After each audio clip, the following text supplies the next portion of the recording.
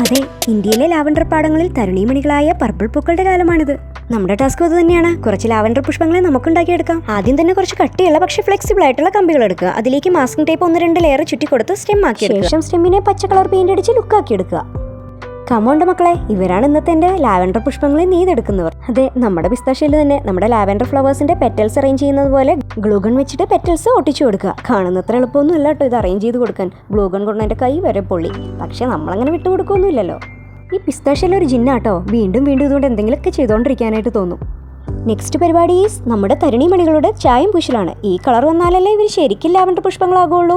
അപ്പോൾ അതിനായിട്ട് ഞാൻ ആദ്യം തന്നെ നമ്മുടെ മാറ്റ് ഫിനിഷുള്ള അക്രിലിക് കളറാട്ടോ ലാവൻഡർ ഷെയ്ഡിലുള്ളത് ഫസ്റ്റ് അപ്ലൈ ചെയ്ത് കൊടുത്തു. പക്ഷേ ഇത് ശരിക്കും ലൈറ്റ് ഷെയ്ഡല്ലേ. അപ്പോൾ ഞാൻ ഒരു കോട്ട് കൂടി എൻ്റെ കയ്യിൽ വേറൊരു വയലറ്റ് ഷെയ്ഡ് ഉണ്ടായിരുന്നു, ഒരു ലൈറ്റ് ഷെയ്ഡ്.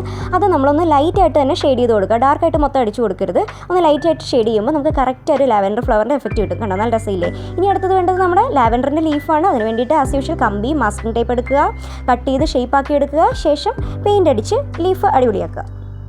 നമ്മൾ 3 തണ്ട് ലാവൻഡർ ഫ്ലവേഴ്സ് ഉണ്ടാക്കിയിട്ടുണ്ട് കേട്ടോ.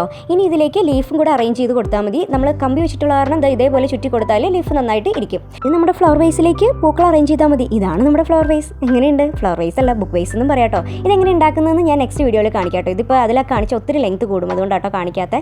ഇതിലേക്ക് നമ്മുടെ ലാവൻഡർ പൂക്കൾ അറേഞ്ച് ചെയ്ത് കൊടുത്താൽ മാത്രം മതി. എങ്ങനെയുണ്ട്? സംഭവം കിടുവായിട്ടില്ലേ? നിങ്ങൾക്ക് ഇഷ്ടപ്പെട്ടെങ്കിൽ ഒന്ന് ലൈക്ക് ചെയ്തേക്കണേ.